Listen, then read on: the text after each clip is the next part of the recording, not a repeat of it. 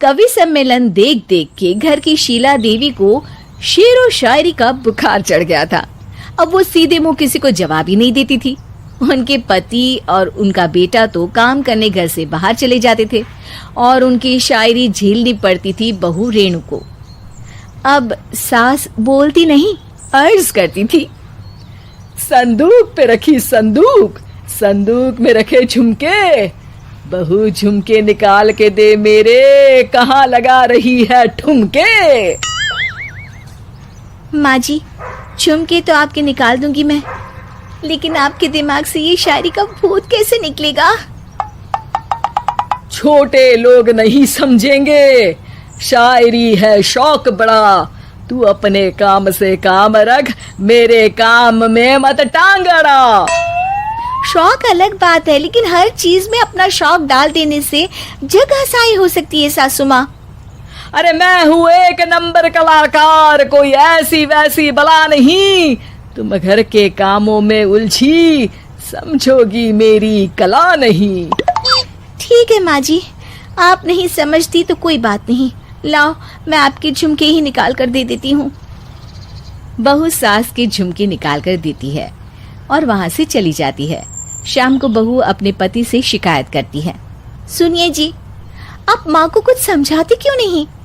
अरे क्या समझाना है माँ को? अरे अपनी शायरी थोड़ी कम करे ना। अरे तुमको उनकी शायरी से क्या दिक्कत है?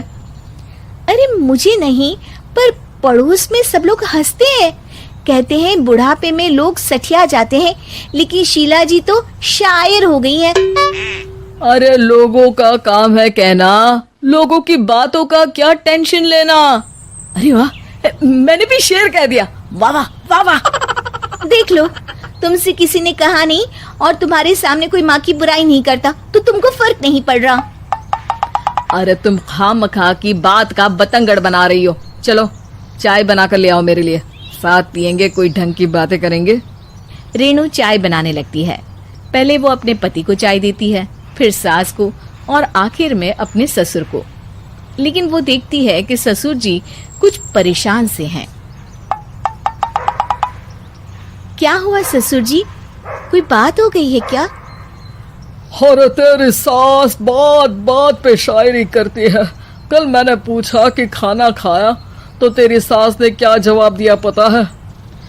अरे गलती की और आरोपी ने कोड़े खा लिए फटाफट, खाना तो नहीं पर पकोड़े खा लिए झटाझट। अब बता क्या जवाब दूं इस बात का? वो तो सभी से शायरी में ही बात कर रही हैं, मुझे भी समझ में नहीं आता कि क्या करूं मैं। बेटा उसको उसी की भाषा में जवाब देना पड़ेगा। मैं तो आम बातचीत में भी उसके सामने कुछ नहीं बोल पाता, शायरी में क्या बोलूंगा भला।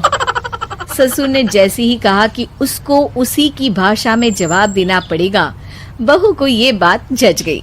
अगले ही दिन वो शायरी की कुछ किताबें लेकर आई और शायरी की प्रैक्टिस करने लगी ताकि सास को उन्हीं की भाषा में जवाब दे सके। उसने दिन रात एक कर दिए। एक दिन सब साथ में बैठकर टीवी देख रहे थे, तभी रेणु सबके लिए बिरयानी बनाकर लाती है, लेकिन सास को बिरयानी भाती नहीं। कौवा करता काऊ काऊ, चिड़िया बोलती ची ची, इतना खराब बिरयानी बनाई है कि मुंह से निकले छी छी। बस इसी मौके का तो बहू को इंतजार था, क्योंकि अब बहू सास को उसी की भाषा में जवाब देने के लिए तैयार थी। माँ जी, हमको अपनी ये बेकार शायरी ना सुनाइए, जैसी भी बनी है बिरयानी चुपचाप खाइए। ससुर जी और रेणु के पति ने रेणु का जवाब सुनते ही जोर से ताली बजाई और सास ने जब रेणु का शायराना जवाब सुना तो उनके गले में बिरयानी अटक गई। बहू ने एक और शायरी का तीर छोड़ा। शायरी में बहू के सामने सास हो जाएगी ढेर, क्योंकि सास मारेंगी एक शेर तो बहू मारेगी 1.25 शेर। सास को छोड़ के सब वाह वाह करने लगते हैं। आज पहली बार सास को नहले पे दहला मिला था और रेणु ने सास का मुंह चुप करा दिया था। अगले दिन रेणु का पति उससे कहता है, अरे वाह, तुमने तो माँ की बोलती बंद कर दी, मजा आ गया। अब मेरे लिए कुछ बना दो, खाकर मैं काम पर चला जाऊं। शायरी ही है मेरा जीवन, वही करूंगी जी भर के। नौकरानी रख लो कोई, काम नहीं करूंगी मैं घर के। अरे तुम क्या माँ जैसी हरकतें करने लगी, सीधे सीधे बात करो ना। हो गई कल शायरी, रोज थोड़ी ना करोगी। शीशी भरी गुलाब की पत्थर पे फोड़ दो, जो मुझे शायरी से रोके उसके कान मरोड़ दो। पति घबराकर वहां से चला जाता है और बाहर उसके पिताजी के पास जाकर बैठ जाता है। दोनों अपनी बीवियों की शायरी से परेशान है। ससुर को पछतावा होता है कि क्यों उसने बहू को सास की भाषा में ही जवाब देने का आइडिया दिया। अब तो घर में दो दो शायर हैं। दोनों एक साथ दुखी स्वर में कहते हैं, हम दोनों की ही बीवियां जब से शायर हो गई है, क्या बताएं, जिंदगी एक फटा हुआ टायर हो गई है।